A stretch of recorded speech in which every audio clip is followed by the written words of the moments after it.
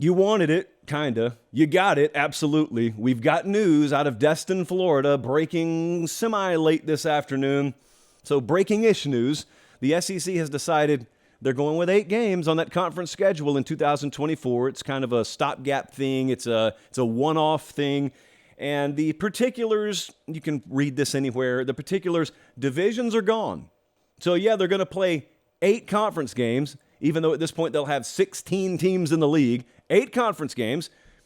But hold on a second. I know some of you are already freaking out, and you still will be even after the but here. But I do need to let you know, primary and secondary rivalries will be intact.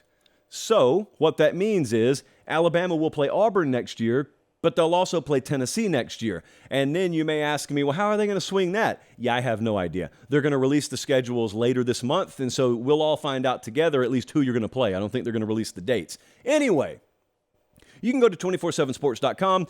Brandon Marcello's been all over this. A ton of folks have been doing really, really good work from down in Destin.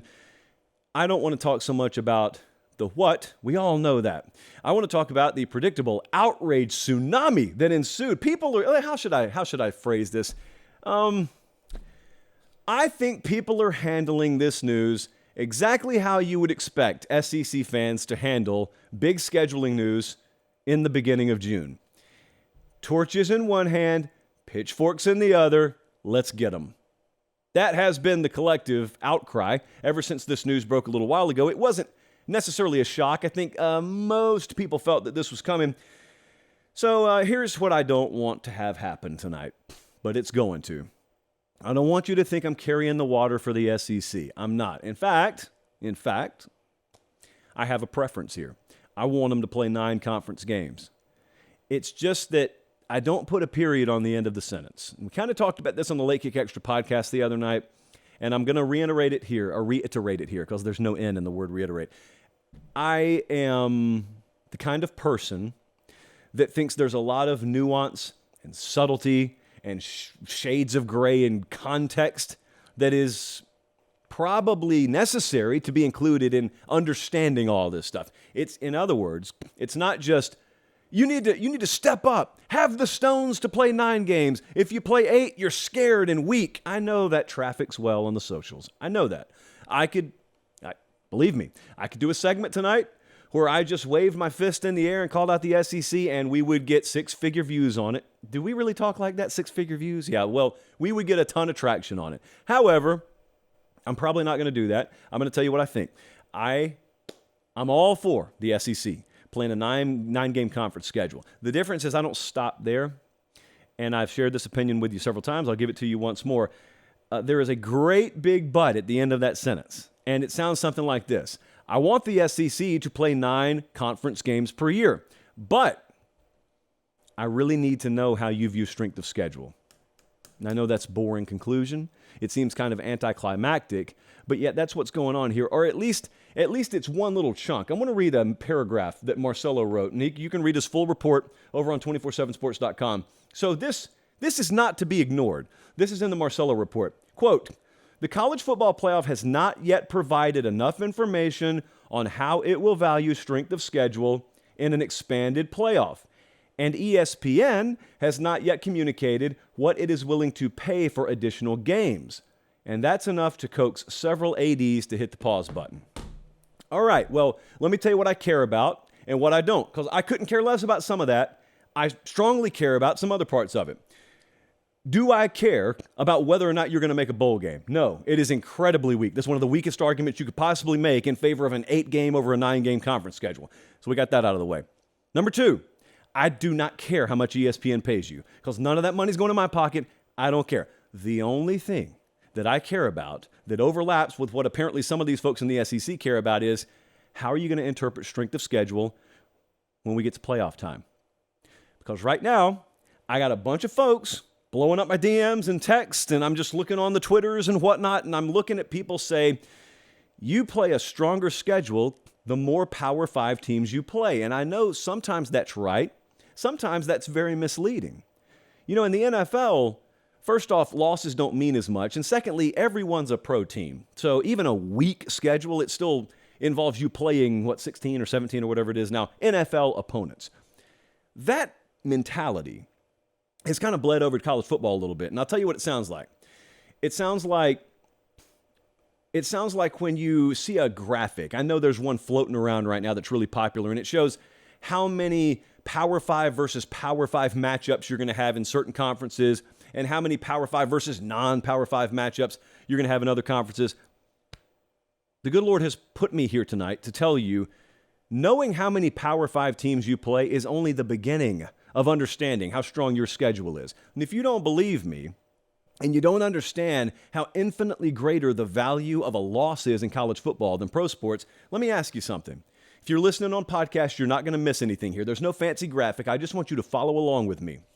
If you believe the end-all be-all is just playing Power 5 opponents over playing FCS opponents, let me ask you something. Scenario. Team A plays Northwestern, Arizona, and Syracuse. So it's week 9. Let's back up for a second. It's week 9, okay? And both of you are undefeated. You know what? Here's a better one. It's week 9, and both of you are 8-1.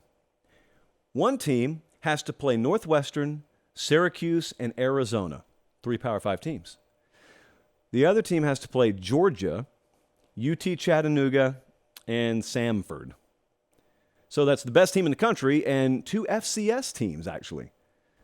Scenario A, you play 3 Power 5s. Scenario B, you only play 1 Power 5. Yet, let me ask you something. If you've got a legit team that's got a shot at the playoff, which of those would you rather have? And I think anyone with half a brain out there understands you'd much rather play the 3 Power 5 teams that are probably all collectively ranked in the 50 to 60 range over playing Georgia, because you understand it doesn't matter if you beat the other 2 FCS teams by 500,000.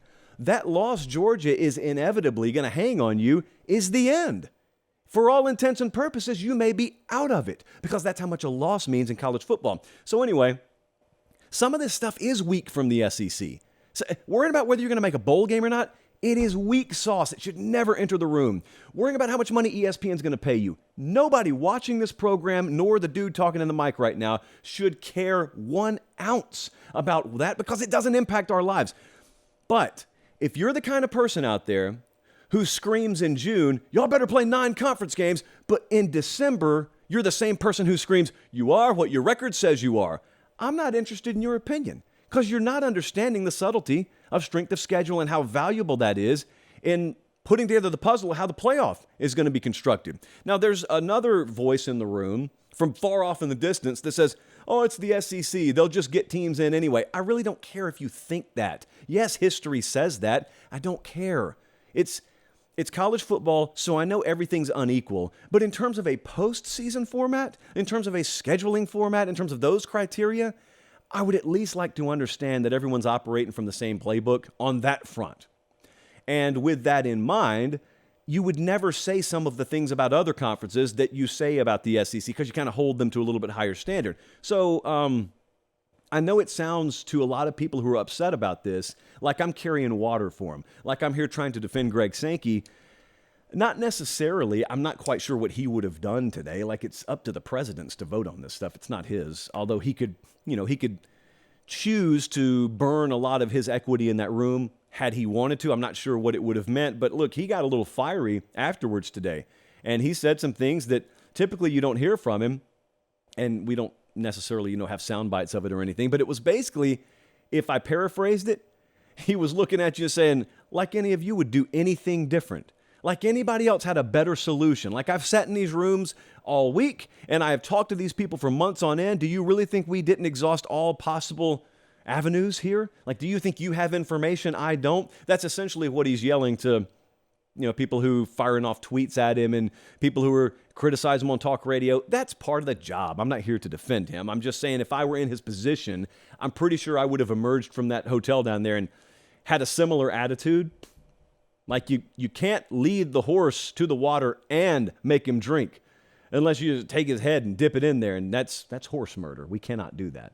And nor can we do it to South Carolina or Alabama or Texas A&M. So I think they're going to 9 games. It's like in 2028 when you look back on this, no one will care because we will have long since arrived at a more permanent solution. I will give you this piece of advice, though. And, Meemaw would have just as easily apply this in life as she would to college football scheduling minutia. If people don't care what you think, it doesn't really matter what you call them. And so a lot of folks are resorting to the tactic of calling the SEC scared.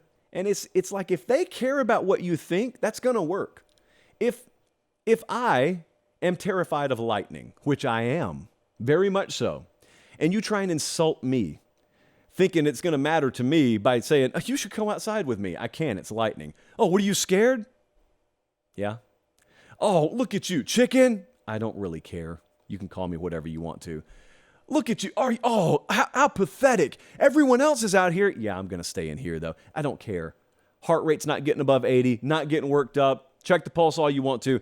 I don't care. I don't really think most of the decision makers in the SEC care what folks from like the Dakotas or Northern California think about them. I just don't think they care. So you can shout into the ether and you can call them scared if you want to. I'm just saying, we're down here. We're in the heart of it. I don't think they care a whole lot.